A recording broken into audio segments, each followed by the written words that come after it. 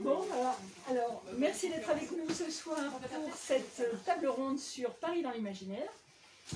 Avec nous avons Morgane Ovdenko, qui a écrit La dernière geste, vous avez des livres devant, uniquement les livres qui concernent la table ronde de ce soir, pour ne pas mélanger.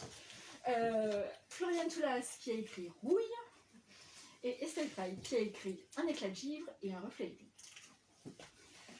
Donc, est-ce que vous pouvez, toutes les trois, nous parler un peu déjà des différents titres, sans trop spoiler évidemment, mais raconter un peu de quoi ça cause. C'est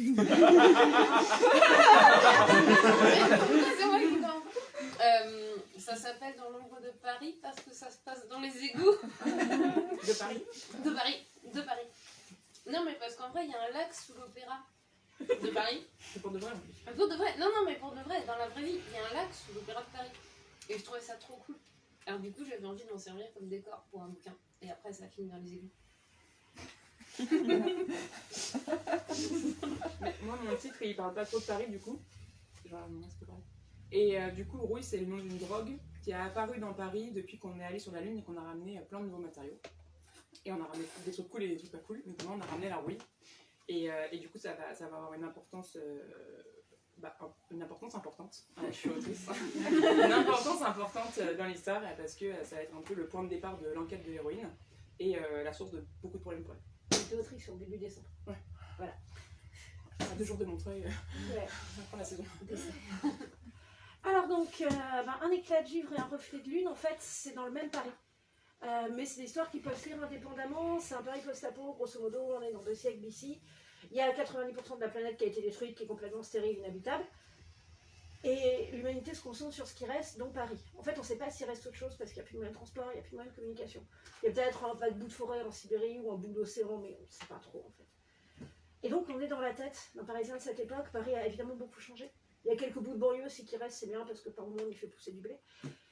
Et Paris, évidemment, surpeuplé, complètement baraque. Il y a une ville génétiquement modifiée qui a envahi Montmartre. Donc il y a pas mal de choses qui se passent dans les serres du Jardin des Plantes, pas loin d'ici, ça c'est pour le côté local. Et là, il y a aussi des bouts de technologie plus avancés qu'au XXIe siècle qui ont survécu, mais les gens de cette époque ne savent plus trop vraiment comment les entretenir. Donc par moments c'est un peu dangereux et puis c'est presque comme de la magie en fait.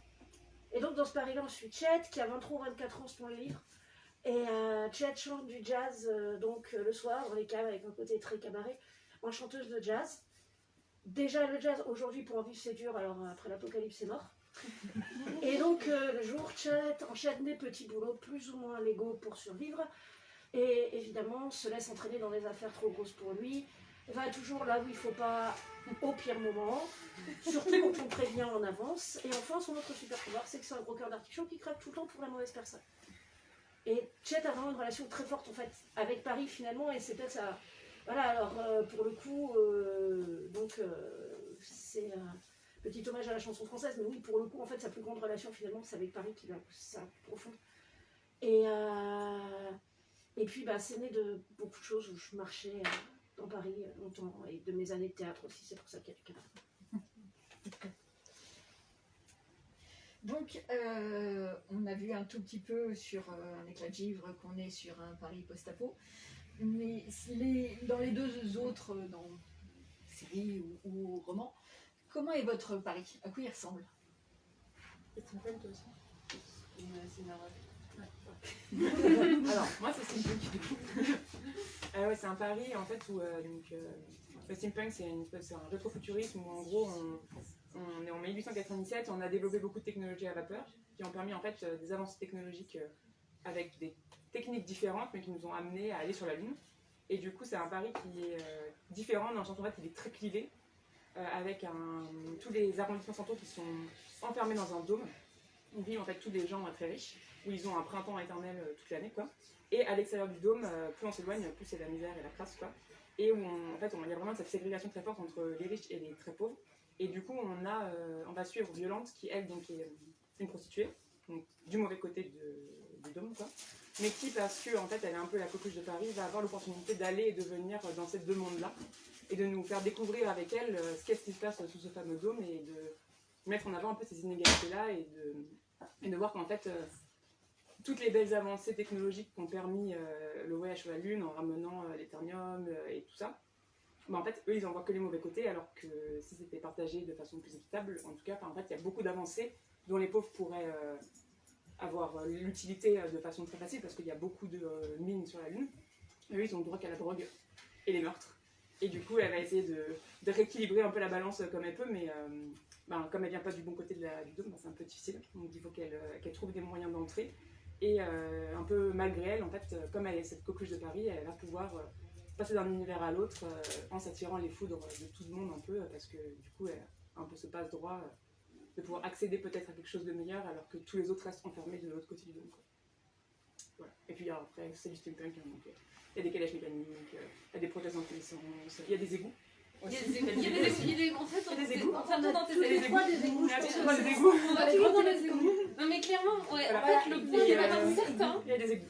Il y Ouais, a des dans les cimetières, il y a des cimetières et dans le cimetière de Montparnasse, il y a une grande foire aussi qui s'arrête jamais, qui tourne tout le temps, où les riches viennent s'encanailler et où les pauvres viennent détrousser les riches. Et avec plein d'attractions super cool et tout. Et voilà, non, c'est comme d'habitude, quoi. Voilà. En fait, c'est ça le problème, c'est que ça pourrait être déjà un Paris qu'on connaît, quoi. À toi. Ouais, alors moi, quand je disais c'est Nawak. Mon pari à moi, déjà, il a un petit point commun avec le tien, c'est qu'il est aussi concentrique. Mais il n'y a pas un dôme, il y a des murailles. Ah oui. Ça fonctionne aussi. C'est très bien. Voilà. Et en gros, du coup, ce qui est le centre de Paris, là, les premiers arrondissements, c'est Paris-la-Blanche, alors où il y a tous les nobles et tout machin, puis alors les hyper nobles, voilà, qui ont du sang tellement bleu qu'ils ressemblent à des limules. Ok, cette blague est capillotractée encore. Et autour, il y a Paris-la-Grise, qui est l'espèce de zone tampon, où il y a, en fait, plus t'es près de Paris-la-Blanche, plus en gros c'est des bourgeois, des notaires et des machins. Et plus tu vas vers Paris-la-Noire, plus le gris devient sombre, quoi. Et donc à la fin, c'est en fait... et puis ensuite, il y a Paris-la-Noire qui est un gros bidonville dégueulasse. En gros. Voilà. Et dessous, il y a les égouts. C'est encore pire. Alors en vrai, les gens des égouts, c'est genre une micro-société de parias que... on va dire 60% de la population qui est dans les égouts, ils sont 280, s'ils remontent à la surface, en fait, ils ont une prime sur leur gueule. Et donc du coup, ils vont mourir. Donc, ils peuvent pas remonter décemment. Voilà, sinon ils vont avoir des problèmes. Les autres, c'est plutôt des gens qui sont arrivés là parce qu'ils ont eu un coup de pas de bol, ou voilà. Et donc eux, ils ont tous les problèmes de Paris-la-Noire, mais sans le soleil. Voilà. Mais quelques petits avantages quand même aussi, parce que eux, ils ont des fées chez eux. Et c'est cool les fées. Parce que dans mon univers, il y a des fées, mais c'est pas la fée clochette, c'est les fées des légendes celtes. Ce qui est nettement plus vénère. C'est vrai. C'est un peu vénère mes fées sur les bords. Et voilà. On dit qu'elles ont des moyens de vous tuer dans d'atroces souffrances. Parfois sans vous toucher, ce qui est contrariant. Parfois en vous touchant, ce qui n'est pas beaucoup moins contrariant. Et du coup, mon pari, il a ce côté dessus, dessous, en fait. On passe. En fait, il y a des trucs qui se passent à la surface, beaucoup de trucs qui se passent dedans. Littéralement, physiquement dedans. Mais dans Ordalie, on revient dans Paris. Et là, on va beaucoup plus dans Paris-la-Noire. Voilà. On squatte beaucoup Paris-la-Noire. Et je suis sûre que tu aimes bien Roussette. Maintenant que tu l'as vu, je suis sûre que tu aimes bien. Voilà. Et moi, je peux pas vous parler d'un personnage parce qu'il y en a trop. Alors, juste pour dire, il y a plein de personnages chez Morgane, mais c'est hyper facile de tous les suivre. On se perd vraiment pas au milieu d'eux. Ils ont tous une existence hyper forte, une place hyper forte dans l'histoire. Et il y a des passages dans l'ordre entre les personnages qui sont hyper bien gérés. Et en fait, tu as plein d'inspirations différentes, mais tu fais un univers hyper cohérent avec tout ça et qui est vraiment hyper facile à suivre. Donc, respect. Vous avez, pour certains romans, gardé des bâtiments qui existent dans Paris, qu'on connaît. On sait qu'il y a le Louvre, par exemple, dans le nord de Paris. On voit qu'il y a la Tour Eiffel dans Rouille. Il y a beaucoup de choses pas cassées, parce que là, c'est plus facile, vu que c'est dans le futur, pour un éclat de givre et un reflet de lune. Qu'est-ce qui vous a décidé de garder certains bâtiments? Est-ce que c'était lié à l'histoire absolument? Vous en aviez... Et puis vous avez créé des fois un peu autre chose, comme la grande gare ou bien le dôme. c'est l'idée d'abord de créer ce truc-là et après on s'en sert après, ou dans quel sens ça marche? L'utilisation des bâtiments parisiens existants ou pas, en rajouter. C'est bizarre ma question. Je vais commencer parce que moi, j'ai compris ta question. Alors en fait, c'était très simple pour moi dans Rouille parce que le but c'était de faire un vrai steampunk et du coup d'avoir vraiment une vraie base historique réelle. Et donc de détourner des éléments qui existent déjà, mais de garder vraiment un contexte historique dans lequel le lecteur ne va pas être perdu. Notamment parce que le but c'est de faire découvrir le steampunk, donc je voulais pas en mettre trop et que ce soit trop compliqué. Et aussi parce qu'en fait ça correspondait à l'époque que j'ai choisie, donc 1997. Et parce que c'est ma période préférée et que c'était un plaisir de pouvoir décrire Paris comme j'avais envie de la décrire et elle était déjà parfaite à ce moment-là, quoi. Et du coup, en fait, j'ai réutilisé le cimetière de Montparnasse avec des entrées dans les catacombes qui existent vraiment, etc. Genre, j'ai réutilisé. Après, j'ai modifié un peu tout le reste. Et dans les personnes, j'ai gardé la tour Eiffel, mais je l'ai modifiée aussi. Du coup, parce que donc, elle a été construite un petit peu avant 1897. Et j'ai dit qu'on l'avait construite en aluminium, donc en matériau qu'on a ramené de la Lune. Donc elle brille un petit peu à la différence. Et en fait, elle sert de point d'ancrage à tous les dirigeables qui permettent de rentrer et de sortir du dôme sans passer par les rues à effet crasseux. Et du coup, voilà. Mais j'ai tout gardé parce qu'en fait, le but c'était vraiment de rester dans Paris et de montrer Paris telle qu'elle était et d'avoir un truc historique. Donc, il y a par exemple, Violante va à la morgue et c'est vraiment là où est située la morgue à cette époque-là. Et donc, du coup, je voulais vraiment garder ces éléments de décor-là. Pour moi, c'était important de montrer Paris, quoi. Parce qu'on oublie souvent à la belle époque que Paris c'était vraiment crasseux et pas bien, quoi. Et on a une idée hyper romantisée, idéalisée de ce Paris-là. Et du coup, je voulais vraiment remettre une couche d'historique sur qu'est-ce qui s'est passé et comment c'était, en dramatisant encore plus le truc, parce que du coup, il y a le dôme et beaucoup plus d'inégalités. Mais du coup, en fait, j'ai pris Paris et je l'ai détourné pour ce que j'avais besoin de faire. Voilà. J'ai pas trop inventé de trucs. Un peu. À part le dôme. À part le dôme et en fait quelques quartiers qui sont différents et qui sont beaucoup plus. Ah, ici, j'ai dit qu'il y avait le bras de la Seine est séparé en deux bras. Il y a un bras pour les riches et un bras pour les pas riches. Pour faire transporter les marchandises, parce que c'était plus simple. Mais sinon, j'ai pas trop touché parce que justement, je voulais garder Paris comme elle était. Alors, Julia, déjà un petit truc pour rebondir sur ce qu'a dit Floriane, pour avoir travaillé pour un autre de mes romans, Hugo, Paris au XVIIIe siècle. Paris au XVIIIe siècle, c'est crasseux aussi. Et en fait, au XVIIe et au XVIe, voilà. Donc, voilà, il y a des choses, c'est pas des inventions nouvelles. Mais donc, dans l'univers de Givre, en fait, évidemment, il y a la carte de Paris et comment on peut la dénaturer et tout. C'est un post-apo, mais c'est un post-apo qui n'est pas glauque. C'est-à-dire, je voulais pas donc du post-apo, en gros, au début c'est horrible, et puis à la fin c'est encore plus horrible, quoi. Et il y a encore plus de gens qui sont morts. C'est un post-apo qui est vraiment basé sur les gens qui reconstruisent, qui continuent à vivre quand même. Et donc, oui, il y a évidemment une dureté, la vie dans ce Paris-là, mais il y a aussi, mine de rien, des hommages ou des choses que vraiment j'avais envie de mettre en avant. Et par exemple, l'importance des bibliothèques, parce que mine de rien, parmi les grands lieux, il y a les lieux auxquels les gens s'attachent et auxquels ils accordent une énorme importance. Il y a tout ce qui reste des livres, des films. Il n'y a plus que des morceaux qui restent souvent de beaucoup de livres et de beaucoup de films. Mais en fait, pour eux, c'est vraiment ça le plus grand trésor qu'ils peuvent avoir dans ce Paris-là. Et donc, il y a vraiment donc, des bibliothèques qui ont évidemment été un peu transformées par rapport à notre époque et parfois avec des champignons. Mais pas sur les livres, hein, sur les bâtiments, donc ça va.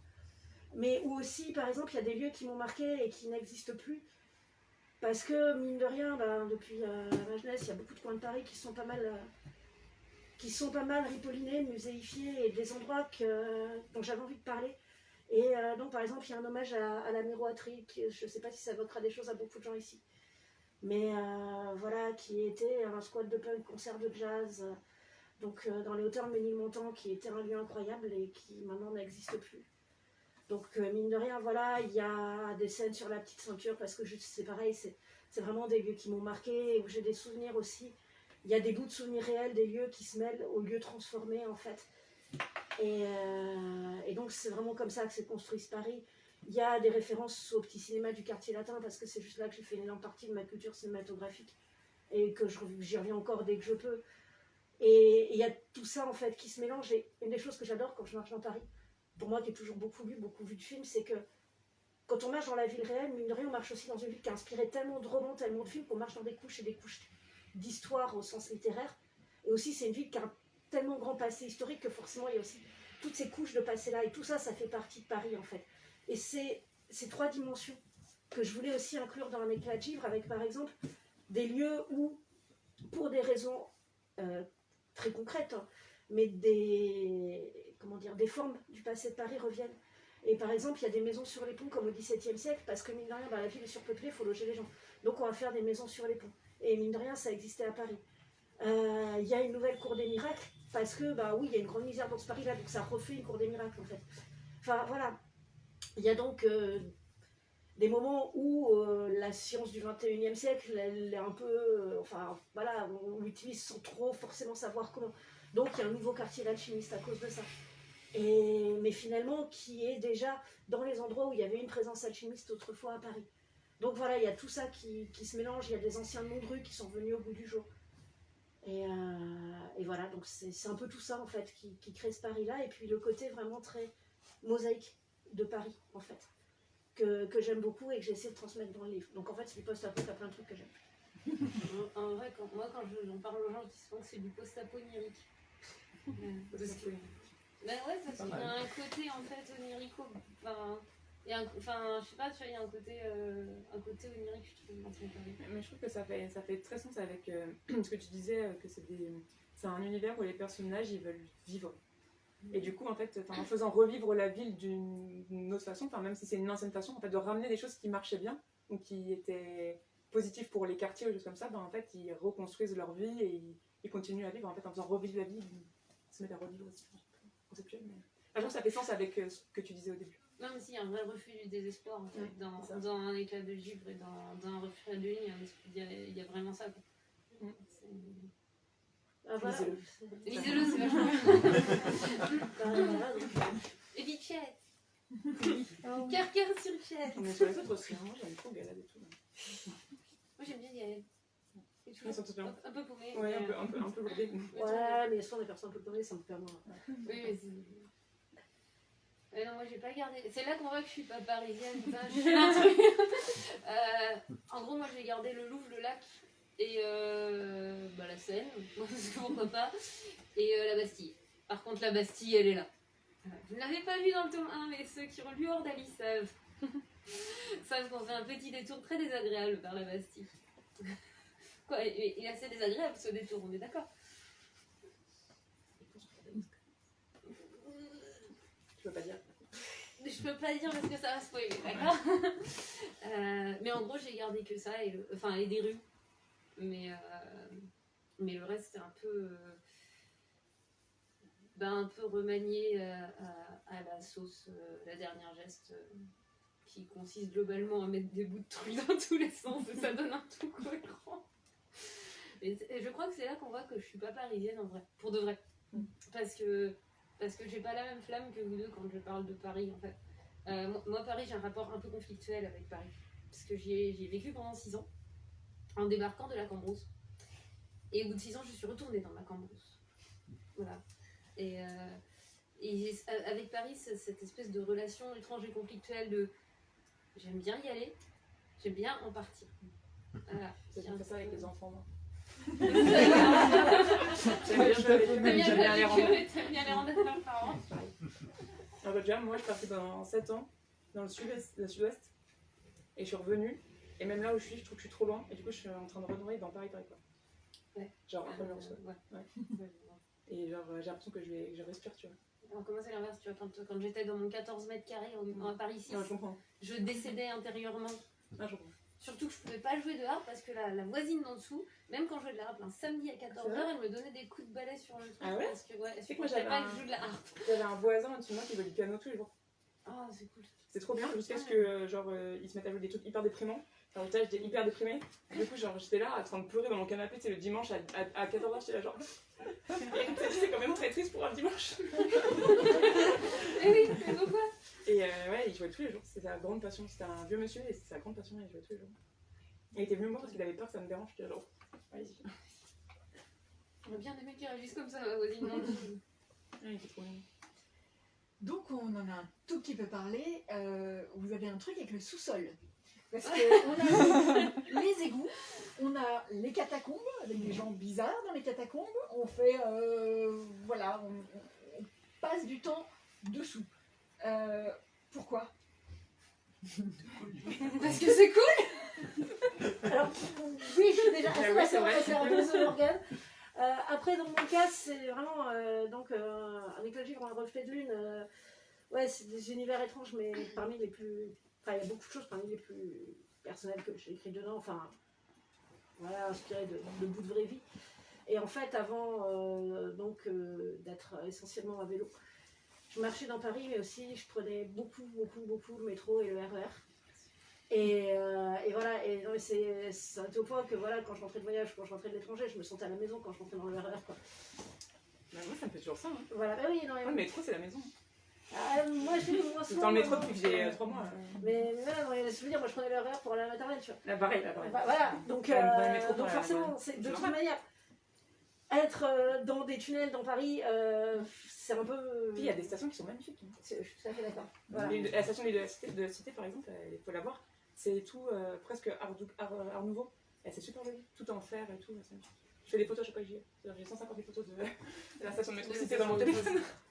Et c'est vrai que c'est voilà, enfin forcément c'est quelque chose qui a tellement toujours fait partie de ma vie qu'en fait forcément ça s'est retrouvé dans le livre et forcément enfin les transports c'est aussi c'est très bête mais c'est ce qui me permettait d'aller faire mes premiers trucs de théâtre c'était donc en prenant les transports en commun et puis en prenant les bus de nuit aussi à l'époque et puis ouais c'est juste un endroit où j'ai eu énormément de discussions, énormément de lectures.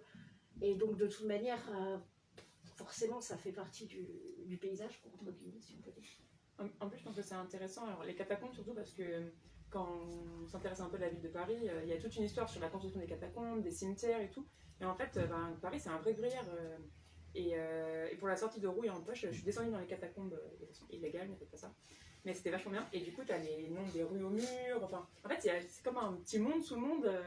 Avec des parties très anciennes, des parties plus récentes, il y a des gens qui vivent là et qui restent plusieurs jours. Il y a des spots connus où on sait qu'il y aura toujours à manger, où il y aura toujours des bougies pour les gens qui descendent, quoi. Et on a vraiment cette sensation que c'est pas habité tout le temps, mais qu'il y a de la vie, bizarrement. Et je trouve que c'était... Enfin, déjà, j'avais une passion pour les catacombes avant, mais maintenant que je suis descendue, je trouve que c'est... Enfin, vraiment, genre j'attends que ça de retourner, parce que c'est vraiment cette idée de monde dans le monde. Et moi, j'aime bien ça, alors je sais pas si vous faites ça, mais j'ai l'impression que dans l'univers, j'aime bien les choses imbriquées. Parce que ça fait écho au voyage des personnages, souvent de descendre ou de remonter, et ça permet d'aller creuser plus loin dans leur traumatisme et de leur faire du mal. Et du coup, en fait, c'est logique de dire que quand on descend, on va plus loin, quoi. Je trouve que ça permet de raconter des... Enfin, moi qui ne ferais jamais de fantasy, je pense que c'est trop dur pour moi encore aujourd'hui de créer un monde. En fait, je peux créer mon monde dans mon monde, et à chaque fois, par des petites touches, amener de nouvelles choses et pousser mes personnages plus loin. Et je trouve que Paris se prête particulièrement bien à ce jeu de parce que, comme disait Celle, c'est une ville qui n'est que couche d'histoire, d'écriture, de strates vraiment géologiques. Enfin, c'est vraiment une ville qui se prête parfaitement à raconter des histoires parce qu'elle est remplie de ça, quoi. Je sais pas si c'est tout ça. Mais si. Puis alors l'effet... moi l'effet métro RER, je l'ai connu en débarquant à 18 ans. Et c'était hyper chelou pour moi parce que en gros moi je viens de la Cambrousse, en gros chez moi c'est des collines et de la forêt et en gros tu vis entre le ciel et les arbres, voilà, en gros, avec des cailloux jolis, voilà, des fois ça s'appelle des menhirs, je sais pas si vous connaissez. Et là d'un seul coup j'étais dans une douve en pierre où justement en fait ce qui est marrant c'est que pour moi c'est pas paradoxal d'avoir énormément besoin de descendre en dessous parce que déjà personne regarde le ciel à Paris, ou pas souvent. Parce que déjà il y a des immeubles, alors tu vois pas le ciel, et il n'y a pas d'étoiles. Il y a des beaux immeubles, tu peux regarder de très beaux immeubles. Mais pour moi il y avait vraiment cette impression, quand je suis arrivée pour la première fois à Paris, que d'un coup l'horizon il s'était transformé en forme géométrique. En fait, pas forcément qu'il s'était restreint parce que tu as l'expression des boulevards infinis qui finissent genre jamais ou beaucoup trop loin. Et il y en a partout et c'est un effet labyrinthe en fait. Mais pour venir d'un endroit où il n'y a pas ça, j'avais l'impression que Paris était un éternel sous-sol en quelque sorte. Ouais. Un peu, ouais. Et du coup, en fait, passer dans le métro ou être dehors, il y avait du vent dehors. Et des fois, il y a du vent dans le métro, mais des courants d'air, mais ils sont moins agréables. Et du coup, et puis pareil, j'ai tenté les catacombes de façon légale, moi, quand même. Donc, voilà. Et puis pareil, sous le Louvre, je sais pas si vous êtes déjà descendu sous le Louvre, mais sous le Louvre, il y a le Louvre. Le vieux. Voilà, bref, vous m'avez compris. Et ça aussi, c'était le côté couche, voilà, d'aller visiter le Louvre, mais pas en dessous. Parce que j'avais moins de 26 ans, le Louvre était gratuit tous les vendredis soirs. Qu'est-ce que j'ai pu faire le Louvre et du coup, il y avait cet effet-là. Et il y avait aussi l'effet que moi, je fais des tomes à symbolique élémentaire. Le tome 1 était le tome de la Terre. Alors je crois qu'on pouvait pas te faire tellement plus terrestre que littéralement faire passer les 3/4 du bouquin sous terre. Voilà. Et puis dans ce fameux lac sous l'opéra, parce que c'est tellement cool qu'il y ait un lac sous l'opéra. Je veux dire, c'est chelou, mais c'est cool. Et il y a une rivière souterraine aussi. Il y a un tas de trucs sous Paris, autres que les égouts et les cadavres. Il y a des lieux naturels sous Paris. Oui, mais il y a sous certains lycées parisiens, je ne dirais pas lesquels parce qu'il paraît qu'il ne faut pas encourager les gens à y aller, mais pareil, il y a des réseaux souterrains et tout, de caves, de passages. Voilà. Donc, il y a un resto dans je ne sais plus quel quartier, où il y a, dans la cave, il y a une salle à la cave, et en fait, il y a une porte qui est condamnée, mais voilà, qui en fait, c'était une taverne, le truc, un bar, quoi. Et en fait, le truc dans le sous-sol, il va dans le couvent d'à côté. Oui. Qui n'est plus un couvent depuis, mais à l'origine, qui était un couvent. Genre, il y avait un passage secret de. Ouais, Dieu, c'est pas très licite ce truc, quoi. Et donc, pour écrire tout ça, vous avez fait des recherches sur Paris ou sur des lieux, ou c'est juste parce que vous connaissez tellement tout par cœur que ça paraissait une évidence? En fait, moi j'ai fait surtout, alors pour le coup, j'ai fait des recherches sur Paris dans le passé pour d'autres romans et qui m'ont servi pour ça, et puis je suis passionnée par le truc. Non, il y a un point sur lequel j'ai vraiment fait des recherches par contre pour donc un éclat de givre en reflet de lune, c'est en fait pour les énergies, parce qu'on est dans un monde après les énergies fossiles. Et donc l'idée, ça ne se voit pas dans les romans, mais en fait j'ai vraiment bossé avec quelqu'un qui s'y connaît pour que toutes les énergies renouvelables qu'il y a dans ce Paris-là permettent d'alimenter Paris. Et ça, je pense que ça se voit quasiment pas, c'est pas mis en avant. Mais et après, je me suis documentée aussi autant que j'ai pu sur tout ce qui est permaculture et tout. Pour pareil que vraiment, le fait que ce Paris puisse survivre, ça soit correct au maximum. Donc vraiment, c'était plus ma doc, c'était ça, c'était pas tant sur la ville elle-même, mais sur comment faire pour qu'elle puisse être un peu autosuffisante dans ce futur-là. Avec une technologie qui pouvait être par endroits un peu plus avancée qu'à notre époque, mais quand même des ressources limitées, et donc comment faire pour que ça fonctionne. Donc ça, c'était les grosses recherches en fait surtout un éclat de givre. Après un reflet de lune, je suis partie avec la recherche à fait. Mais les grosses recherches sur un éclat de givre, c'était vraiment ça. Et après, c'est beaucoup plus en fait plein de choses que j'ai glané au fil du temps. Par exemple, le coup de la chasse au renard dans les couloirs du Louvre. Ça, c'est donc mon bêta-lecteur qui m'a raconté l'anecdote. Merci, Jérôme. Voilà, enfin, il y a plein de choses comme ça qui sont juste des passions profondes, des choses que j'ai glanées, pas des recherches que j'ai faites. Moi, j'ai fait des recherches plutôt de contexte, sur des points précis. C'est pareil, en fait, je pense que c'est Paris, c'est ma ville, et puis c'était ma période aussi pour le coup, donc je connaissais bien. Mais j'avais fait des recherches sur des trucs qui sont pas dans le roman en plus. Donc c'est un peu... Et par exemple, à un moment, du coup, Violante va à la morgue, et du coup, je me suis dit, mais en fait, du coup, où était la morgue de Paris à l'époque? Est-ce qu'elle était toujours, enfin, quai des Orfèvres, est-ce qu'elle était déjà là où elle a PJ, quoi? Et en fait, avant, la morgue officielle était sur l'île de la Cité, parce qu'on exposait les corps, et les gens venaient voir. En fait, on récupérait les noyés dans la Seine et on les exposait pour qu'ils puissent être reconnus, pour qu'on sache qui c'est et qu'ils puissent être enterrés. Alors c'était dégueulasse parce que ça pourrissait, ça restait des jours et des jours. Et c'est devenu une attraction touristique européenne. C'est-à-dire que les gens se déplaçaient de toute l'Europe pour venir voir les corps exposés dans Paris. C'est vraiment morbide. Tellement qu'au bout d'un moment ça a été arrêté parce que ça devenait vraiment morbide pour le coup et les gens venaient juste voir des cadavres, quoi. Mais du coup, je me suis dit que c'était pas intéressant de montrer ce truc-là parce que pour le coup, quand on connaît l'anecdote, en fait, on voit qu'elle est souvent réutilisée parce que c'est un vrai élément de contexte historique, quoi. Et je me suis dit, si jamais j'avais des cadavres, moi en tant qu'inspecteur de police, je trouve des cadavres qui sont mutilés ou il manque des morceaux, vraiment un truc dégueulasse, quoi. Je vais pas les exposer comme ça à la vue. Enfin, c'est pas juste des noyés qu'on cherche une identité, quoi. On sait qu'il y a un meurtrier en série. Donc du coup, j'ai fait rapatrier une morgue spéciale sous le bâtiment de la police qui à ce moment-là était déjà installée là où elle était maintenant, quoi, au 36. Et du coup, elle rentre par un soupirail dérobé pour pas qu'on sache qu'en fait les gens ne savent pas que les corps sont ici, quoi. Et comme ça permet d'éviter tout ce qui est en fait panique dans la ville. Et en fait, il y a juste une ligne pour ce truc-là. Alors moi, j'ai appris plein de trucs, j'étais genre, c'est passionnant, alors explosion des cadavres, c'est super fun. Mais je me suis dit, en fait, du coup, je veux pas le faire. Et du coup, il y a juste une ligne, à un moment dans un livre où Vian me dit, du coup, on va pas à la survie de la cité. Et son Mac lui dit, bah non, les cadavres comme ça, on les montre pas au public, ils sont pas là, quoi. Et il l'emmène au bon endroit. Là, du coup, j'avais fait plein de recherches sur ça, c'était très intéressant. J'avais plein de recherches aussi de contexte, genre, est-ce que, parce que je voulais vraiment que ce soit vrai, il y a des choses vraies, et je me suis dit, est-ce que les ascenseurs ou les monts de charge à la vapeur, ça existait un jour? Et alors oui, ça existait. Donc du coup, je me suis dit, je vais mettre des monts sur la vapeur, ça va être bien. C'est pas juste une invention de mon esprit, ça a vraiment existé. Alors ça a duré très peu de temps, parce qu'au final, ils ont compris après qu'avec la mécanique, c'était beaucoup plus simple et beaucoup moins fatigant, quoi. Mais il y a eu une période où il y a eu plein de trucs comme ça, de petites inventions à la vapeur. Et du coup, j'ai un génie dans les premiers chapitres, elle monte du coup à l'aérodrome en utilisant des monts de charge de vapeur.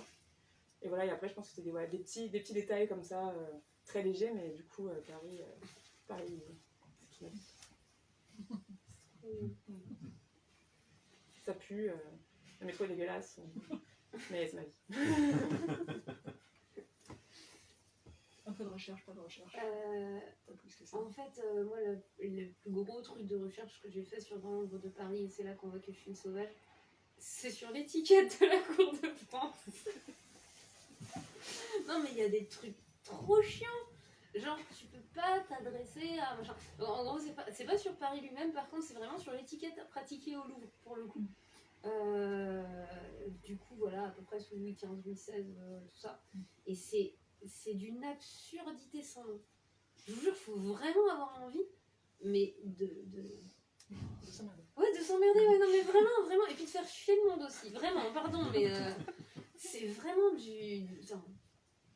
J'étais en train de. Ah, donc en fait, tu peux pas adresser la parole à quelqu'un qui est d'un rang supérieur à toi si t'as pas adressé la parole d'abord. Par contre, ça m'a vachement servi, notamment pour le personnage d'Aliénor, qui a tout un truc avec ça, justement, puisqu'à un moment, du coup, elle se retrouve sans avoir le droit d'adresser la parole à personne sauf aux domestiques.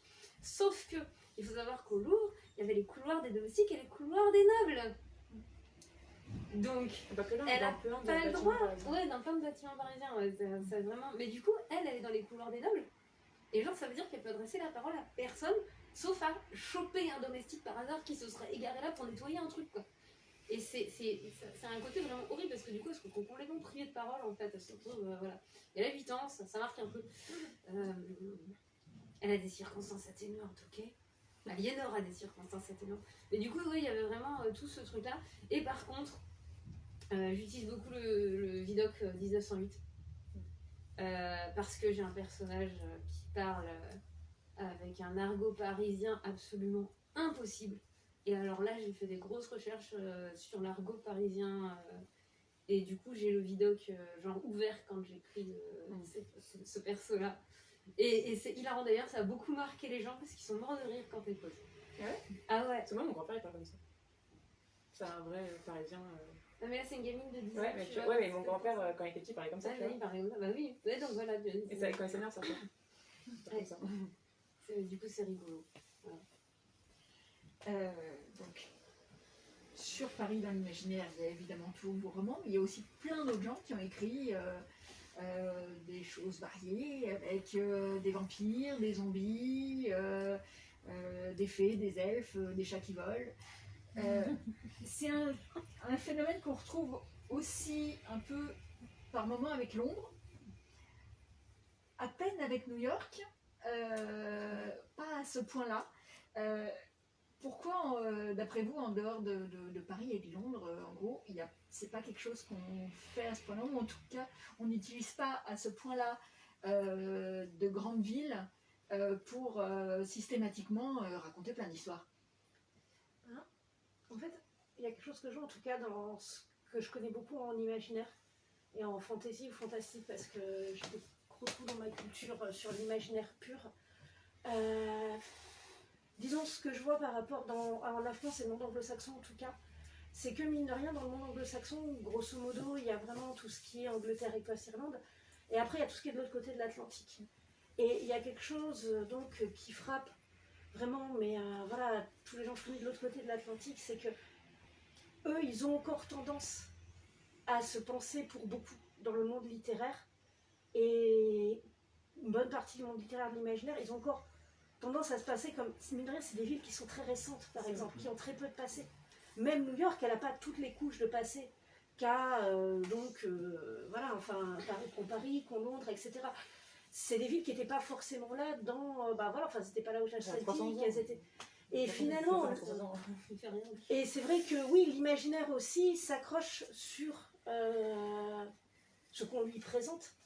Et ce qu'on va lui présenter, par exemple, ça va être, donc, on va avoir 200 000 histoires de colons qui crèvent dans des bois, parce que c'est ça qui va marquer, quoi.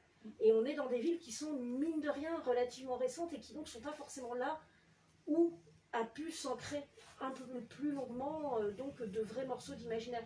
Après, il y a quand même aussi de l'imaginaire donc dans des villes style New York et tout. Juste, c'est peut-être plus dans des trucs un peu de niche, c'est plus dans l'urban fantasy par exemple, qui est un genre qui joue beaucoup plus sur des trucs très récents. Et finalement, beaucoup des romans d'imaginaire que je vois sur les grandes villes américaines, ça va être de l'urban. Parce que l'urban fantasy, c'est vraiment des vampires qui arrivent dans les mondes de maintenant, quoi. Donc là, on va en avoir. Il y a de l'urban qui se passe à Toronto, il y a de l'urban qui se passe à Vancouver, il y a plein d'urban dans plein de coins des États-Unis. Et ça, on va en avoir. Après, par exemple, je suis une grosse fan de littérature sud-américaine, mais par exemple, là, on est beaucoup dans le réalisme magique, donc les contextes sont encore différents. Donc, mine de rien, il y a des villes avec de l'imaginaire dedans, mais est-ce que ça va être vraiment de la fantaisie? Est-ce qu'on va être plus dans le réalisme magique? Et voilà, donc il y a des visions de Valparaiso qui sont du réalisme magique. C'est pas de la fantaisie, c'est pas du fantastique, mais parce qu'aussi, est-ce qu'on est vraiment dans des littératures qui pensent selon ces cadres-là? Donc voilà, dans les littératures qui pensent vraiment en termes de fantaisie, fantastique, SF, dans celles que je connais, et vraiment pareil encore, ça limite, c'est vrai que nous, on a la chance d'avoir, ou la malchance, parce que mine de rien, ça fait qu'on a tout ce passé qui nous écrase. En tout cas, si on joue avec une grande ville, on doit jouer avec tout ce passé-là. Mais après, il y a d'autres villes aussi qui existent pas mal en fantaisie, peut-être de manière un peu différente. Et je vois par exemple une ville où pour l'instant je ne peux pas aller, mais j'aimerais beaucoup aller un jour, et qui a énormément inspiré, et qui inspire encore beaucoup de fantaisie, c'est très bête, mais Prague a une énorme influence en fantaisie par exemple. Est-ce qu'il y a... Ah, mais je connais que ça, mais j'oublie tous mes titres parce que j'avais pas prévu de parler ça ce soir. Mais Bloodborne, ça parle à des gens dans la salle? Voilà. Bon, par exemple, alors pour ceux qui ne savent pas, grosso modo, Bloodborne, c'est l'une des constructions les plus ambitieuses en termes de jeux vidéo actuels. Bon, simplement, il faut dépasser les 15 premières minutes sans mourir. Donc, et c'est une construction qui est beaucoup, notamment, inspirée de Prague, en fait. Et Bloodborne lui-même a inspiré plein d'autres gens, et est inspiré notamment de pas mal de mangas qui eux-mêmes s'inspirent de Prague. Donc, ça fait partie des villes qui ont une énorme influence. Après, il y a Orbitor qui se passe, je ne sais plus où, en Roumanie, mais qui est une construction aussi avec beaucoup de villes dedans. Bon, après, Orbitor, c'est complètement étrange. Mais il y a aussi les villes de l'Est qui vivent différemment en fantaisie. J'ai un ami qui vous parlerait beaucoup mieux que moi d'urban fantasy russe. Mais si vous connaissez par exemple la série Daywatch, Nightwatch, et en gros c'est de la Russie avec des vampires, quoi. C'est de l'urban. Et donc, il y a plein de choses différentes. Disons peut-être qu'on voit beaucoup Londres et Paris à la fois, parce que Paris, on peut lire les auteurs en français. Londres, les auteurs anglo-saxons sont beaucoup arrivés chez nous. Et que par contre, c'est vrai, dans les auteurs anglo-saxons, si on veut une ville un peu ancienne, on va prendre Londres. Je pense aussi que en fait, c'est des villes où il s'est passé beaucoup de choses. À Londres, il y a eu Jack l'Éventreur, il y a eu plein de choses, il y a eu des révoltes, c'est des villes qui ont vécu dans le sang aussi, et il s'est passé beaucoup de choses. Et toi, tu parlais de New York, moi ça m'a fait penser à Jameson. Et du coup, c'est dans son dernier roman, c'est une série, mais dans le premier roman, en gros, elle dit que chaque quartier de New York va s'incarner dans une personne qui représente exactement l'essence de ce quartier-là. Et ça, en fait, c'est une construction fantastique très récente, on n'aurait jamais fait ça avant, je pense. Et c'est hyper bien, lisez-le, il est super chouette. C'est Le Sang de la Cité. Non. Non. Quelque chose de la Cité. Mais oui. Mais il est très bien. Mais en fait, je pense que le problème, c'est que les États-Unis surtout, étant une civilisation très jeune, et parce qu'ils se sont construits sur le génocide d'une autre civilisation, ils ont aussi génocidé tout ce qui est folklore. Ils n'ont pas ça. Ils n'ont pas ce truc-là. Alors que, tu vois, en Bretagne, il y a un folklore hyper fort, mais même dans les pays de l'Est, quand tu regardes The Witcher, par exemple, en fait, tout est basé sur des choses de folklore qui existent là-bas. C'est hyper riche, le Japon c'est hyper riche, l'Asie c'est hyper riche, et c'est des cultures qui sont... C'est le vieux monde, en fait. Et donc il y a toutes ces couches-là qui sont restées et qui font partie, qui infusent depuis pas longtemps. Enfin, tu vois, même si tu habites en Bretagne, tu as entendu parler de la Morgane, des corrigans, de plein de choses en fait. Ça infuse de tout. Et en fait, aux États-Unis, ils n'ont pas ça. Donc ils sont en train de créer leur propre mythologie, un peu comme le fait Gaiman dans American Gods. American Gods. Mais en fait, ça prend du temps. Et du coup, forcément, c'est deux visions du passé et du coup de comment. Parce que la fantasy est très construite aussi sur ces notions-là, un peu de passé, dans tout ce qui est médias, fantasy, tout ça. Eux, ils n'ont pas ça. Donc il faut reconstruire sur de nouvelles bases ou créer de nouvelles choses et ça prend du temps. Et si tu peux pas faire le poids, je suis désolée, New York c'est très cool, j'ai pas trop aimé, mais c'était bien quand même. Je préférais San Francisco par exemple, mais New York c'est très bien. Mais en fait, il n'y a pas cette ambiance des vieilles villes qui ont vécu où en fait l'architecture est un peu chamboulée. Parfois, on voit qu'on a coupé des murs, qu'il y a eu des choses qui sont passées, qu'il y a des ruines au milieu de la ville. Enfin, il n'y a pas ce truc-là. Et du coup, ben, peut-être que c'est normal qu'on ait plus envie d'aller. Je pense que des villes, par exemple, du sud, comme la Nouvelle-Orléans, où il s'est passé des choses, sont probablement des substrats plus intéressants pour écrire des histoires que New York, où en fin de compte, il ne s'est pas passé grand-chose. Après, surtout, c'est des histoires différentes qui s'écrivent, parce que finalement, il y a quand même une énorme tendance, par exemple, fantastique vampirique à la Nouvelle-Orléans, tu vois. Oui. Et donc, parce qu'il y avait des Français. Et pour une atmosphère partout on passe. Il y a quand même, voilà, surtout notamment à base canadienne, donc il y a une grosse tendance d'urbaine. Après aussi, il y a un autre, alors que je connais pas du tout assez, mais que j'essaye de suivre. Oui, alors il y a tout ce qui est, je sais pas si c'est de ça que veut parler spécialiste là-bas, mais alors pour le coup aussi, dans tout ce qui est Japon, Corée et tout, on est encore. Non, c'était juste une remarque à Florian en fait. Dans ce cas-là, je te recommande énormément, si tu réussis à mettre la main dessus, de regarder le film Wolfen. New York a une histoire. Wolfen, c'est un film fantastique en fait des années. Mais il n'est pas 80. passé aux Utopias Il me semble. Ouais, qui traite. Alors beaucoup de gens pensent que c'est le phénomène du loup-garou, mais pas du tout. En fait, ce sont des meurtres qui ont lieu à New York, qui est à la figure du loup, entre guillemets, qui hante la ville. Et là où c'est intéressant, c'est que la ville est en train d'être totalement détruite pour qu'on puisse construire le New York qu'on connaît nous actuellement. Mais tu avais justement un New York complètement underground, complètement, j'allais dire, horrifiant pour ainsi dire. C'est un peu comme si tu regardais le premier Rocky qui présentait une Philadelphie qui était crade, où tu n'aurais même pas osé traîner dans certaines rues le soir parce que les lampadaires seraient pétés, et puis que tu aurais des jeunes filles à, je dirais, tous les 2 pas. New York, c'était pareil, tu avais toute une espèce de culture en fait underground qui existait complètement et qui a été petit à petit oblitérée. Et à partir de la fin des années 80-90, on a commencé à créer cette espèce de ville mirage où tout devait être tout beau, tout propre, et où la police a commencé à quadriller aussi chaque quartier pour que ça soit nickel, y compris sur le fait qu'on devait apercevoir beaucoup moins de pauvres et de clochards. Et après aussi, il y a plein, disons, de manières de manier le fantastique qui sont peut-être moins évidentes d'emblée. Mais donc, il y a, par exemple, comment pour le coup, et alors New York vit énormément dans le cinéma de genre fantastique. Et avec plein d'itérations, et comme tu dis, notamment pas mal d'existences de cette vie plus ancienne, etc., qui revient. Ou comment, mine de rien, New York se retrouve, mais pour nous, ça va être moins évident dans des inspirations. Comme par exemple le Riverside d'Hélène Kushner, qui, mine de rien, est de la complète fantaisie dans une ambiance 17e, et qui, quand même, elle vit à côté de Riverside, New York, quoi. Donc, finalement, voilà, enfin, il y a des choses qu'on ne voit peut-être pas forcément au premier abord. Et après aussi, pour tout ce qui est Amérique du Nord, alors ça, j'ai à peine effleuré, notamment du côté Canada, en tant que lectrice, mais notamment, il y a quand même depuis maintenant un certain temps un gros mouvement de remise en avant et d'expression beaucoup plus large des cultures autochtones. Et ça aussi, c'est vraiment super passionnant. Et donc voilà, il y a plein de manières dont les cultures remontent, qui aussi dépassent les villes, mais dans des pays qui ont aussi une très grosse pensée encore de la nature sauvage, parce que simplement, ils en ont une plus forte proportion sur leur territoire aussi, quoi. Et mais en tout cas, oui, il y a plein de choses qui se mélangent. Et puis quand même, pareil, une bonne partie de la littérature américaine notamment a créé ses propres villes du fantastique qui ont une énorme existence maintenant, mais qui sont peut-être pas dans ce que nous on a l'habitude de considérer d'emblée quand on va parler d'imaginaire.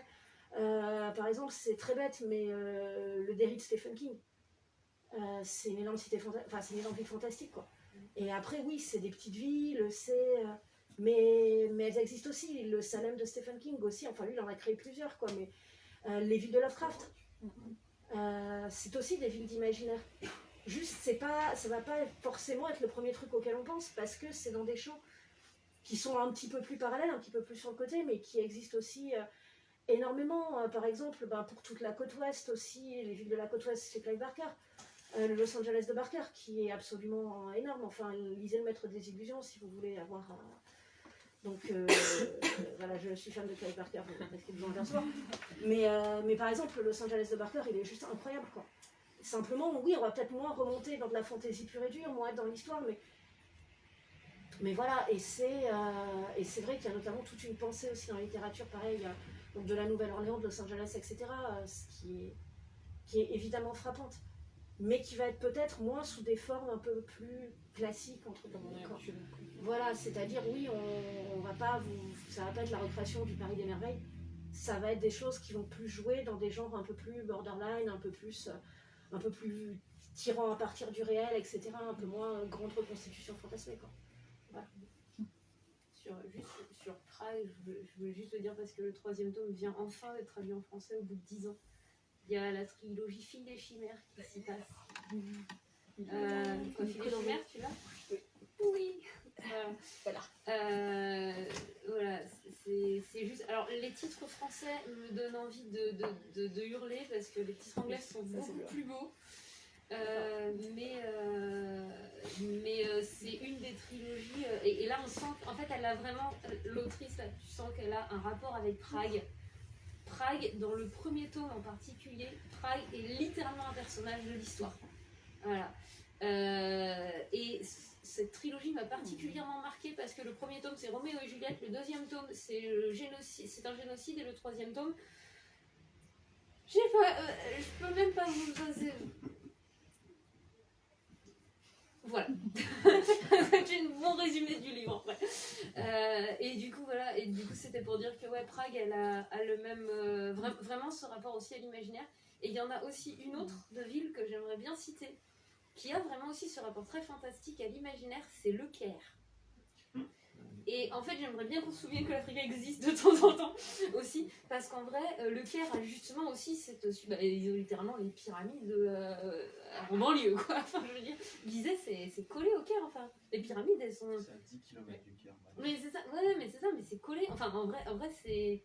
Tu vois le Caire depuis les pyramides. On fait ça avec nos 6e. Hein. Enfin, Ouais. On fait ça avec les 6e, on a vu des photos du Caire. Ouais, En gros, il y a des premiers immeubles, 30, même pas, ils sortent, ils prennent la voiture, ils ont 2 km et ils sont devant le temps. C'est ça, et du coup le Caire a aussi ça. Je suis en ce moment, je sais pas ce qui s'est passé, j'ai lu genre 3 ou 4 bouquins d'affilée qui se passaient au Caire. Ouais, dans Le Mystère du Tramway hanté. Oui. Et l'autre nouvelle qui accompagne Les Tambours du Dieu Noir. D'ailleurs, c'est 2 fois le même auteur et j'ai son nom qui m'échappe. Merci, Julie Clark. Après, oui, disons, il y a aussi plein de villes qui existent de manière différente. Et surtout, je pense qu'il faut se méfier de quelque chose. C'est le trope qu'on a de se dire que parce qu'on ne voit pas, ça n'existe pas. Et ce qui est pas, c'est que t'as pas assez cherché. Voilà, par exemple, c'est très bête, mais un truc que je trouve absolument passionnant, qui n'a rien à voir, c'est la littérature historique de Bolivie. Et comment la Bolivie est un pays qui se réapproprie une histoire qui avait longtemps été... donc, il a été limite spoilé de sa propre histoire, ce pays, il se la réapproprie, notamment par la littérature historique. Simplement, pour plein de raisons, et notamment parce que l'édition en Bolivie, c'est encore plus pourri qu'ici, c'est un truc qui, pour l'instant, je crois, n'a pas forcément passé les frontières. Et pourtant, ça existe. Et pourtant, c'est super passionnant. Mais voilà, mais nous, on ne voit pas. Mais en fait, même la littérature espagnole, plus généralement, hein. C'est hyper difficile à trouver. Hein. Alors après, de ce que me disait... De moins en moins, mais pendant longtemps, c'était... Alors après, c'est l'un des trucs, par exemple, aussi, tu vois, c'est... Pour le coup, donc, quand j'étais passée en Espagne, juste avant le Covid, j'aime bien aller dans les librairies et causer avec les libraires par les langues que je pose. Voilà, je cause un peu l'espagnol. Mais là, la dernière fois que j'en causais avec une libraire, ce qu'elle me disait en fait, parce que moi je disais, je veux lire des trucs fantastiques espagnols. Et alors il y en a quelques-uns qui sont très très connus, très très célèbres, mais en tout cas, ce qu'elle me disait, après je sais pas ce qu'en pensent les libraires français, c'est qu'ils avaient beaucoup de mal à développer un paysage spécifique du fantastique, l'imaginaire espagnol, parce qu'ils étaient beaucoup bouffés par les trades anglo-saxonnes en fait. Et ça, c'est un problème. Donc, par exemple, tu vois, sur l'Afrique, donc il y a un problème dans certains pays, et notamment, donc, c'est pour faire exister un cinéma qui soit un cinéma de genre, par exemple. Donc j'en parlais avec un pote qui est réel du côté du Maroc. Et ils commencent à faire exister un cinéma de genre là-bas, mais ils ont beaucoup de mal parce que c'est pas encore ça. En gros, quand on leur dit ouais, mais vous faites un film marocain, ben, grosso modo, vous faites un truc social et puis avec voilà, un truc réaliste-social, etc. C'est ça que vous faites. Et non, ceux qui veulent faire du cinéma de genre, mais ils commencent à arriver avec des réalisatrices et tout. Mais pareil, c'est nouveau et on a des cultures qui ont besoin de ça pour exister souvent dans l'imaginaire. Donc à la fois, il faut se méfier de ce qu'on voit pas n'existe pas, de la manière dont les choses sont pas forcément pensées pareil, parce qu'on a les catégories que nous on peut croire qui sont universelles, de la SF, de la fantaisie, du fantastique. Ben, dans d'autres pays, ça marche pas du tout comme ça. Et puis enfin, se dire que mine de rien, il y a aussi, c'est très bête, mais des données parfois bassement économiques qui font qu'une littérature va avoir plus de mal à exister. Ou alors va se retrouver un peu dans les marges, ou va être, grosso modo, le fantastique qui va être presque de la blanche, ça va pouvoir exister dans certains pays, mais l'imaginaire pur et dur aura du mal à se faire une place. Je sais pas, en parlant de film, je sais pas si vous avez entendu parler de ce film qui s'appelle A Girl Walks Home Alone at Night. Une fille rentre toute seule chez elle le soir, enfin voilà, rentre chez elle le soir, et justement, je sais plus dans quel pays du Moyen-Orient ça se passe, mais en fait... Iran. Pardon ? C'est en Iran. En Iran, merci. Et du coup, la nana est voilée en fait pendant tout le truc, et en fait c'est un film de vampire qui se veut un film d'horreur vampirique, mais qui, analysé d'une perspective féministe, est un film de super-héroïne. Ouais. Et la meuf fait du skateboard avec son hijab, quoi.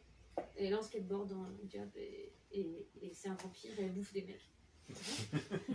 Elle bouffe les mecs pas gentils qui sont pas gentils. Et non, je vous jure, c'est moi. Elle donne pas manquer de nourriture. Alors. Et en fait, le film a vachement. Ouais, non, c'est sûr, si t'entreprends de te nourrir uniquement sur les connards, bah. T'as la bouffe, c'est bon. Et en gros, le film, pareil, a eu vachement de mal à sortir des frontières, mais maintenant qu'il est connu, il s'est fait une vraie répute en fait dans le monde du cinéma d'horreur. Après, le monde du cinéma d'horreur est hyper vaste et il y a notamment aussi un super film turc de sexe satanique que j'ai vu à l'Étrange Festival. L'Étrange Festival, pour ceux qui sont sur Paris assez régulièrement, c'est cool, allez-y. Et notamment, vous avez justement des films fantastiques de plein de pays du monde et ceux dont on ne s'attend pas à en voir forcément. Et après, voilà, vous voyez aussi que c'est pareil. Pour le cinéma comme pour la littérature, il y a des choses dont on commence à parler heureusement de plus en plus, mais qu'il faut garder à l'idée, c'est très bête, mais c'est les systèmes de production qui nous permettent d'exister aussi, ou pas. Et à quel point, voilà, quand il y a des systèmes de production, de distribution, etc., qui peuvent rendre la vie super difficile à des auteurs, à des littératures, et que déjà c'est très bête, mais il faut que les livres ils atteignent ne serait-ce que les librairies en fait, pour pouvoir exister. Il faut que les librairies arrivent à les vendre au public français derrière en plus, parce que des fois il y a des tentatives qui avortent avec ça. Et donc c'est vrai que voilà, c'est pour ça que dès qu'on veut un peu agrandir la perspective, on peut se dire pourquoi ça, nous on le voit. Et après, qu'est-ce qu'on est peut-être en train de louper, ça c'est aussi à nous de creuser, d'aller chercher plus loin. Mais justement, c'est une des choses que j'aime beaucoup dans les grandes villes, et notamment dans Paris, c'est que on a plein de manières, via les festivals de cinéma, via les musées, via tout ça, d'aller chercher plus loin. Et d'aller essayer de se renseigner un peu au-delà des frontières. Est-ce qu'il y a une question dans le public? Oui. Moi, c'est pas une question, mais c'est pour rajouter justement à ce qui vient d'être dit. Plutôt sur l'aspect cinéma, pour le coup, il y avait eu un entretien sur France Culture dans les méthodes scientifiques il y a quelques temps, avec deux réalisateurs de cinéma fantastique, et puis je sais plus quel était le deuxième genre, mais imaginaire, qui racontaient justement à quel point aujourd'hui sur les réseaux français c'est très difficile de produire un film comme celui-ci. Ah non, mais ça, alors de toute manière, faut pas trop me lancer là-dessus. Parce que c'est un des trucs sur lesquels, par ailleurs, on est en train de se battre sur des trucs fantastiques, comme j'ai toujours, disons, les potes côté ciné, et puis une envie de faire bouger les choses de ce côté-là aussi. Donc, mais par exemple, on a un système, pour essayer de faire très court. C'est le cas français là-dessus, c'est un peu un cas d'école, c'est-à-dire qu'il y a deux choses qui se mélangent, c'est-à-dire à la fois une méconnaissance des cultures de genre par une partie du monde culturel. Manque de chance, c'est cette partie du monde culturel-là qui, de fait, est un passage obligatoire maintenant pour produire des films en France pour plein de raisons. Et en plus, un système, donc, qui est le système de financement du cinéma français, qui est parfait pour financer le cinéma d'auteur français un peu typique. mais qui ne marche absolument pas dans le cadre du cinéma fantastique, qui n'a pas du tout les mêmes façons d'exister. Et notamment, en fait, c'est un système qui, grosso modo, produit un cinéma relativement déconnecté du public assez facilement. Alors qu'au contraire, le cinéma fantastique s'est créé beaucoup en étant en relation avec le public. Et ça, c'est pareil, ça fait partie des vraies contraintes qu'on a et des vrais problèmes, des vraies problématiques qu'on a. Et c'est un cinéma qui marche beaucoup par cooptation de fait en France, par commission. Mais en gros, grosso modo, il faut qu'il y ait les gens déjà installés qui donc aident ceux qui arrivent à faire des films, qui disent ok, on a un lancement de projet. Or, bah, par exemple aussi, c'est très bête, mais le cinéma fantastique est souvent un cinéma, en tout cas c'est installé souvent donc en donnant des modèles de rupture, comme l'école Corman aux États-Unis dans les années 70, qui est un modèle en rupture par rapport à un certain cinéma qui se faisait avant. Donc voilà, c'est plein de raisons, pour le coup, un système qui s'est installé pour plein de raisons, dont aucune à la base n'était de brider le cinéma fantastique, mais qui de fait le rend hyper dur à produire, et il ne faut pas oublier aussi autre chose, à produire et à distribuer. Parce que l'un des gros nerfs de la guerre, et notamment on le voit cet automne, avec tous les gros films américains qui sont poussés à fond dans les salles, parce qu'il y a eu voilà, les fermetures de salles, tout ça, on a un vrai problème au niveau de la distribution. Et alors si je peux faire un petit moment engagé qui n'a rien à voir, mais 30 secondes, c'est vraiment, si vous aimez le cinéma plus que jamais, essayez de voir les films que sortent les distributeurs indépendants, parce qu'ils ont très peu de temps pour vivre en salle, parce que c'est vraiment très dur pour eux, parce que les gros distributeurs, les grosses machines imposent des conditions de plus en plus drastiques aux salles. Ça rend la vie des petits distributeurs indépendants de plus en plus compliquée, alors que c'est eux qui vont aussi faire le cinéma de demain, voir le cinéma différent d'aujourd'hui. Donc n'hésitez pas, si vous avez du temps, fouillez, regardez ce que sortent les distributeurs indépendants, parce qu'ils ont vraiment besoin de vous là.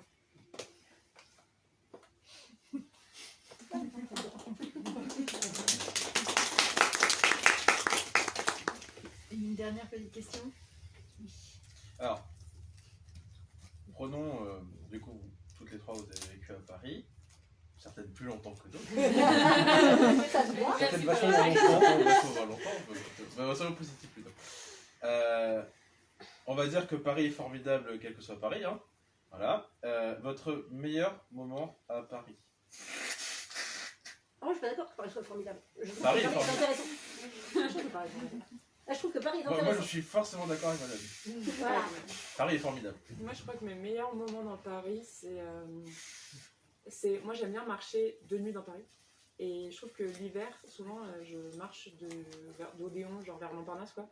Et même traverser la Seine la nuit en hiver, et ben, je crois que c'est le meilleur moment. Parce que tout est calme et je trouve que Paris, je l'ai souvent dit, mais je trouve que Paris, elle est plus belle la nuit, presque. Parce que c'est vraiment toute une autre vie, c'est pas la même faune, et elle est illuminée tout le temps d'une façon différente suivant les périodes de l'année. Et c'est une autre ambiance vraiment, et je trouve que l'hiver, particulièrement quand il fait très froid, il y a personne dehors. Et vraiment, on a l'impression que Paris nous appartient, quoi. Il y a un autre moment auquel je pense, mais c'était pendant les grèves, en début 2020. Je me rappelle qu'avec ma soeur, on a voulu aller au Louvre, et la place de l'Étoile était fermée par la police. On a traversé la place de l'Étoile à pied, il n'y avait personne. Et c'était incroyable. Et j'ai vraiment l'impression d'être dans un film, il y avait que nous au milieu de la place de l'Étoile. Et c'était un moment, vraiment, je me suis dit, jamais dans ma vie j'aurais vu vraiment un moment comme ça, quoi, dans Paris, où il n'y a personne dans un endroit comme ça. C'est chouette. Et on n'est pas allé au Louvre parce qu'il y avait 3 heures de queue. À 9 h. Voilà. Alors après, pareil, il y a plein de bons moments. Après, ce que je veux dire, là où je dis que Paris est intéressante et Paris n'est pas formidable, c'est qu'il y a quand même beaucoup de soucis à Paris qui sont largement augmentés ces dernières années. Les soucis de transport, les soucis de logement, le prix de la ville. C'est-à-dire c'est une ville qui quand même devient de plus en plus inaccessible. Moi, par exemple, j'habite en banlieue.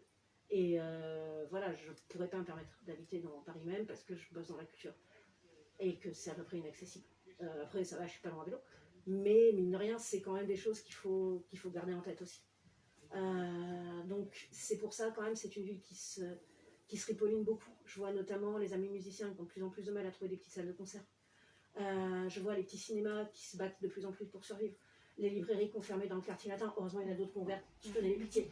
Mais voilà, enfin, ce que je veux dire, c'est peut-être aussi parce que je suis la plus vieille à cette table, mais voilà, je me souviens du moment où on pouvait aller traîner au PUF pour de la documentation. Et là, le PUF, c'est devenu donc un magasin de fringues et puis maintenant une chaîne alimentaire. Enfin, voilà, il y a quand même tout ça qu'il faut garder en tête.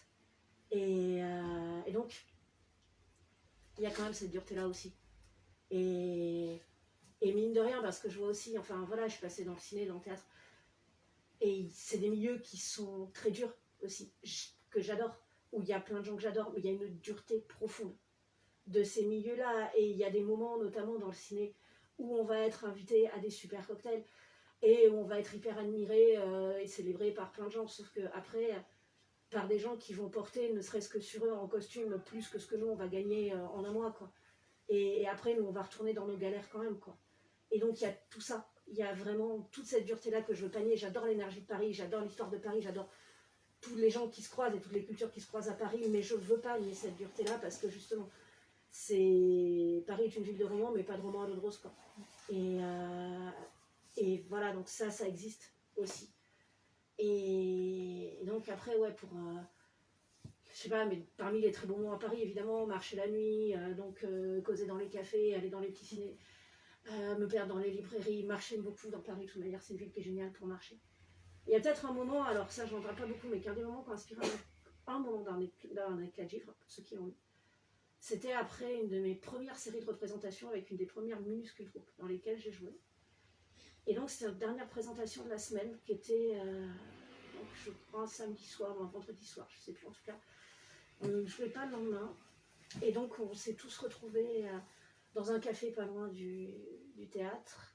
Donc, on a bu des kirs jusqu'à ce qu'ils nous mettent dehors. On buvait des kirs, c'était top. Et puis après, on s'est retrouvés on s'est retrouvés, donc on s'est retrouvés à se balader dans Paris et tout. À un moment, on est passé chez un des comédiens, qui avait un minuscule appart, un dernier étage d'un truc sans ascenseur, pour boire des cafés, essayer de se remonter un peu. Puis on est descendu chercher des croissants, on s'est remis à marcher, je sais plus trop pourquoi, on a fini au but de Chaumont, qui était pas super loin. Et en fait, il y a une scène où Chet était surveillé toute la nuit et son au but de Chaumont. Et c'est vraiment inspiré de ça en fait. Et on était au but de Chaumont et on avait encore des bouts de maquillage de scène qu'on avait mal enlevés sur la tronche. Et donc on avait les croissants qu'on venait d'acheter après avoir pas dormi de la nuit. Et le monde avait ce côté un peu étrange des jours qu'on voit après les nuits blanches. Et on voyait passer des joggers qui avaient l'air super réveillés. et nous on était là, mais on n'avait pas sommeil en fait, on était dans cette espèce, on n'était plus toute la troupe parce qu'on n'était plus que 3 à avoir tenu. Et on était dans cette espèce d'état de bonheur absolu et dont on ne sent plus la fatigue qu'il y a après une nuit blanche. Et voilà, et c'est des petits moments en fait, dont il y a des bouts dans. C'est des petits moments comme ça dont il y a des bouts dans l'éclat et dans un film. J'ai regardé le soleil se lever sur Paris. Et alors, franchement, je me rappelle pas. Je me rappelle plus trop. Et après, il y a des moments où on a fait des trucs clichés. Par exemple, il y a un moment, c'est très bête, mais il y a des moments sur les toits de Paris. Et effectivement, donc à un moment, j'avais une pote qui avait un appartement où on pouvait aller sur les toits. C'était super cool. Et donc, oui, on a fait, tu sais, tous les trucs clichés, genre, regarde le soleil se lever sur Paris et tout. Après, moi, objectivement, j'ai fait tellement de nuits blanches quand j'écris que je vois très souvent le soleil se lever sur le Montparnasse. Parce que depuis mon bureau, je vois tout Montparnasse, je suis en banlieue, mais pas trop loin ça. Et donc voilà, donc je vois très souvent le soleil se lever sur la tour Montparnasse. Mais c'est moins sympa que le Chaumont, quoi. Ah non, et là c'était. Mais en fait, c'est le show qui était déjà bien vu, tu vois, tant qu'on trouve des croissants, qu'on arrive au bout du Chaumont, qu'on se pose avec nos croissants et tout. Et voilà, et c'était juste ce truc super cool. Et c'était le moment, tu vois, on avait joué notre pièce, on avait fait notre première vraie série de représentations, tu vois, et on n'y croyait pas, quoi. Et tout. Et c'était le moment où on s'était dit, mais genre, on est en train de vivre un roman et tout, on était jeunes. Et voilà, et c'était. Il y a ces moments-là quand même dans Paris, même avec tout ce que j'ai dit plus haut. Il y a des moments où dans Paris, la vie ressemble à des romans quand même, quoi. Et des romans parfois plutôt cool. Ouais.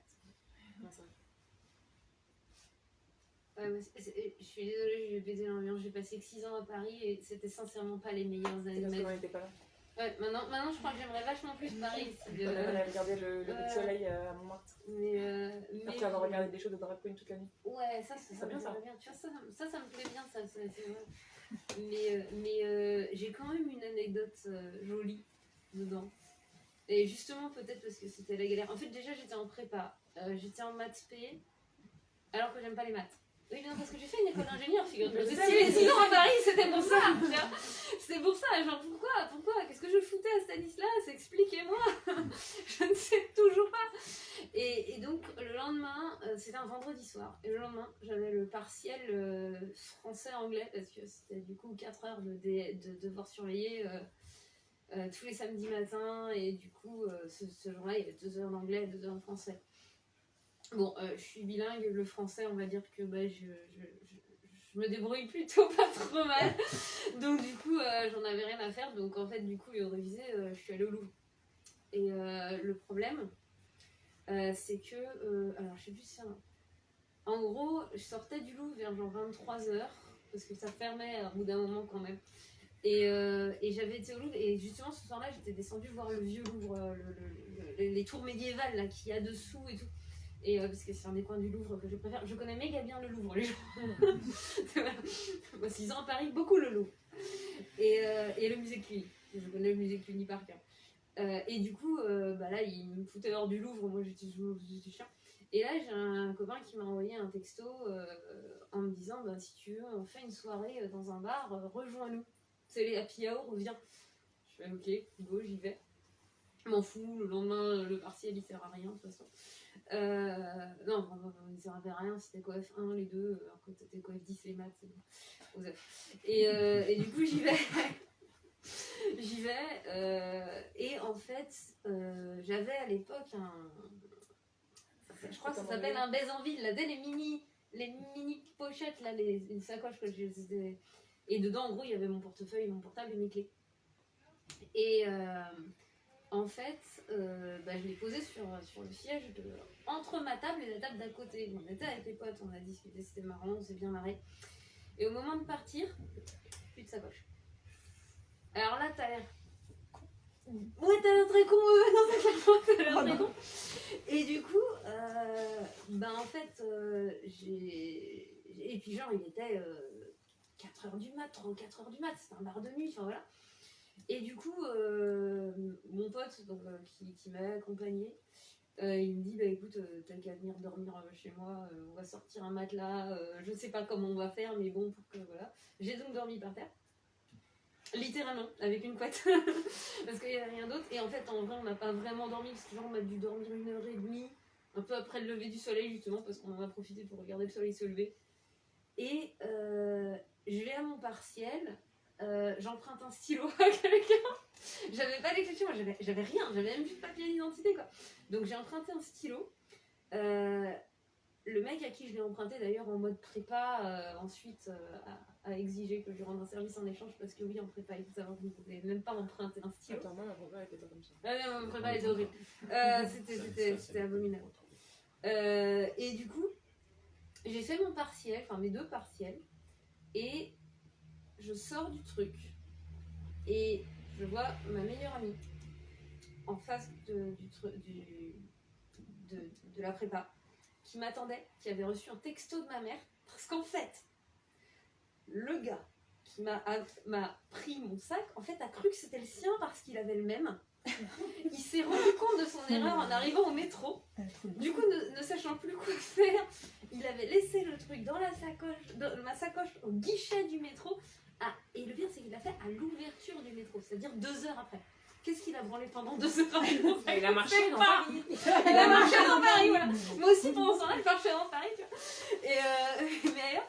Et en fait, du coup, avec mes papiers d'identité, il y avait l'adresse de mes parents dessus. Ils avaient appelé chez mes parents pour dire que mon sac était dans telle station de métro, qu'il fallait que j'aille le chercher. Et ma mère, du coup, constatant que j'avais pas mon portable de toute façon, avait appelé ma météo rapide pour me dire de quand Ça a été rapide quand même. Non, mais c'était n'importe quoi, genre en 4 heures quoi. Et donc ensuite, j'ai pris un ticket de métro, je suis allée chercher mon sac, et il y avait tout dedans, même le liquide quoi. Le gars avait vraiment été hyper honnête, voilà, parce qu'il m'avait tout laissé. Et je ne sais pas comment il est rentré chez lui par contre. Parce que du coup, le bar avait fermé, donc il n'avait pas les clés de chez lui, on est d'accord? Comment a fait ce gars? Je ne sais pas. Et en fait, ce truc-là, ça m'a trop marqué parce que c'était un truc qui aurait pu se passer à la Cambrousse. En fait, pour la première fois dans Paris, ça avait ce côté pour moi maison en fait. Parce que chez nous, en vrai, tout le monde se connaît et en fait, ce type avait eu totalement la réaction logique d'un mec de chez moi. Et c'était la première fois depuis que j'habitais à Paris que quelqu'un avait la réaction pour moi normale. En vrai, parce que les gens à Paris, ils se disent pas bonjour quand ils se croisent. Mais attends, moi j'habite dans un bled, on est 1500, on se connaît tous. Hein, évidemment, on dit bonjour. Oui, mais c'est ça. Moi, à chaque fois, quand j'étais dans le bus, je disais merci, bonne journée. Ah, mais ça, moi, il y a du muscle. Et, Et, non, mais et ça, au moi, début, les gens, ils me regardaient, c'était moi, bizarre. j'ai appris ça à Toulouse. Ouais. Et j'ai continué à le faire à Mais Paris. c'est Et super. au début, tout le monde me regardait bizarrement. Et maintenant, je pense qu'ils ont honte. Mais pas dire merci. Oui, ils m'ont regardé bizarrement pendant 6 ans, Ouais, là, totalement. Et du coup, en fait, pour la première fois, j'avais une réaction normale et totalement improbable. Et du coup, voilà, c'était ma meilleure anecdote avec Paris, avec ce gars qui a confondu ma sacoche avec la mienne.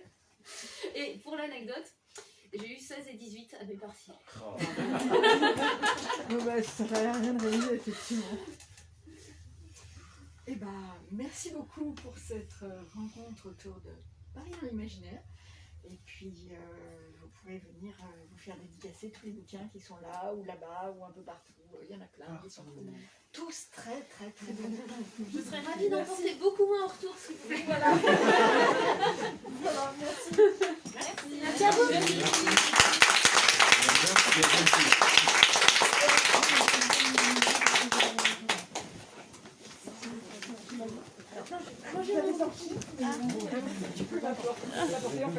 Ouais, mais j'ai tout. Alors, ah oui, t'as pas arrêté. Je l'avais déjà. Hop. J'ai pas fait d'éducation.